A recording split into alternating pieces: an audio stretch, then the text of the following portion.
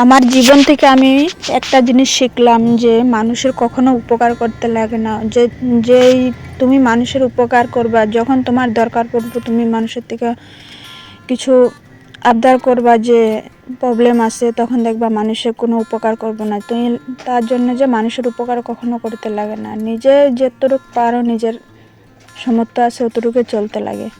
তো hi everyone, good morning. দিয়ে এটা সকাল থেকে ব্লগটা শুরু করছি। দেখো আমি সকালে ঘুম থেকে উঠছি, ঘুম থেকে উঠে অল্প দেখো এদিকে অল্প এক্সারসাইজ করলাম, ভালো লাগতেছে না শরীরটা, এটা লেগে অল্প এক্সারসাইজ করলাম। তারপর দেখো সুন্দর করে বেডটারি ক্লিন করে নিলাম, ক্লিন করে এদিকে দেখো তারপরে ঘরটারি সুন্দর করে এদিকে ঝাড়ু মাইরা দিলাম, ঝাড়ু মারা তারপরে আমি সিধা গেলাম রান্নাঘরে, দরজা খুলে বাসন লিয়া ডাইরেক্ট গেলাম বাইরে বাসনগুলা ধুইতে। তো দেখো এদিকে সুন্দর করে বাসনগুলারে মাজা লইছি, মাজা দেখো এদিকে তারপরে আমি বাসনগুলারে সুন্দর করে ধুইয়া এদিকে ঘরে লয়ে যামুগা।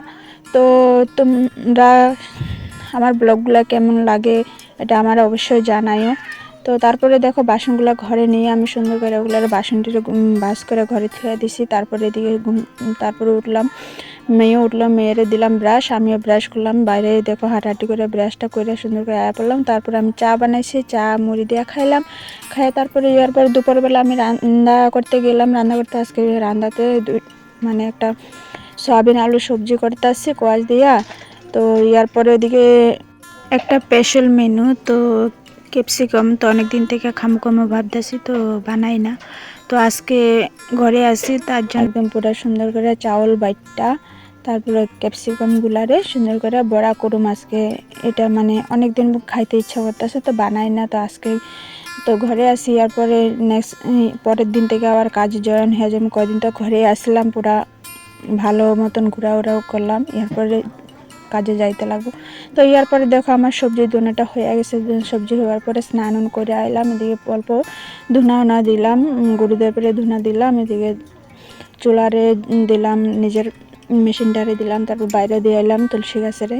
তারপরে দেখো এদিকে ধুনা দিয়ে আমি আয়া দিকে অল্প মাথাটা আশ্রে সুন্দর করে রেডি হয়ে গেলাম। রেডি হইয়া তারপরে ভাত খাইয়া তারপরে ইয়ার পরে অল্প রেস্ট লইছি, দুপুরবেলা ঘুমাইছি। তারপরে এটা রাত্রেবেলা আমি যে ইয়ার আগের দিন দেখাইছিলাম যে ব্লাউজ একটা কাটিং করতে আসছি, সেটাই আজকে সেলাই করতেছি। ওই দিন রাত্রেবেলা কাটিং করে ধরছি, তো এটা আজকে সেলাই করছি। দেখো পুরো ব্লাউজটা কমপ্লিট হয়ে গেছে। তো সেলাইটা কেমন হয়েছে অবশ্যই জানাই। তো আজকের জন্য তো tata, bye, love you all.